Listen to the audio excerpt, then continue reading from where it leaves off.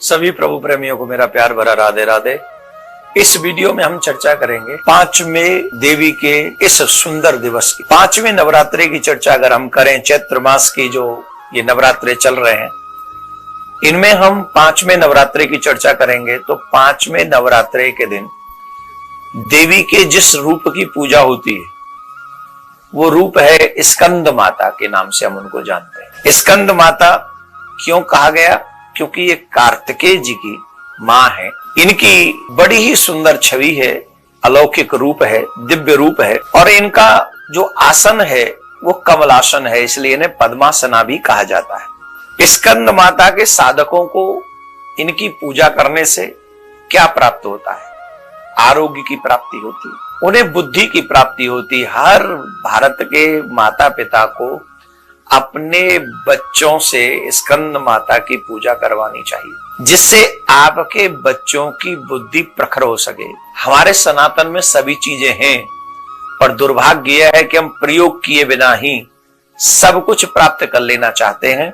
इसको दुर्भाग्य ही कहा जाएगा। तो हम आपसे आग्रह करेंगे कि आप लोग सभी पंचम नवरात्रि के समय पर स्कंद माता का पूजन खुद भी करें, अपने बच्चों से भी कराएं, जिससे आपके बच्चों को भी मां भगवती कृपा करके सद्बुद्धि प्रदान करे, ज्ञान भी प्रदान करे। ज्ञानवान होना, बुद्धिवान होना, ये बहुत महत्वपूर्ण है।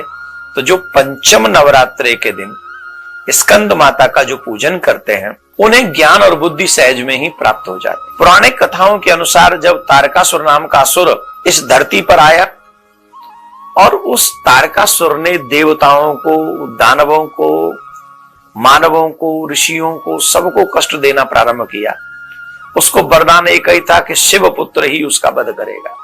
और उस समय भगवान श्री शिव समाधि में थे। फिर मां पार्वती के साथ विवाह हुआ, आदि आदि कथाएं हैं।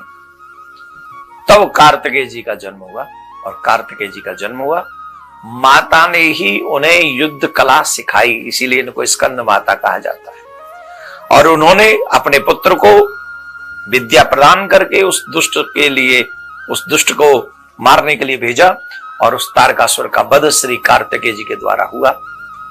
और फिर स्कंद माता की पूजा हुई, आदि आदि क्रम है। तो पूजन विधि, सुबह उठें, स्नान करें, ब्रह्म मुहूर्त में उठना है, पूजा करें। मां की प्रतिमा आपके मंदिर में विराजमान है, उसके आगे घी का दीपक अवश्य जलाएं, कुमकुम, अक्षत, पुष्प इत्यादि उन पर चढ़ाएं, वस्त्र इत्यादि उन पर चढ़ाएं, मिष्ठान से, फल से उनकी पूजा भोग लगाएं। और माता को जो प्रिय रंग है वो है नीला। नीले रंग का वस्त्र अगर हो सके तो स्कंद माता को धारण कराएं। और एक मंत्र हम आपको बता रहे हैं, इस मंत्र का जाप भी आप मां स्कंद माता के सामने बैठकर इसका जाप कर सकते हैं। वो बीज मंत्र है ह्रीम क्लीम स्वामिन्यै नमः, ह्रीम क्लीम स्वामिन्यै नमः, ह्रीम क्लीम स्वामिन्यै नमः। इस मंत्र का जाप जितनी माला हो सके पंचम नवरात्रि में करना चाहिए। आप सभी को माता रानी कृपा करें, आप और आपका परिवार सुखी रहे, समृद्ध रहे, ऐसी प्रार्थना प्रिया कांजो से करते हैं। राधे राधे, राधे श्याम।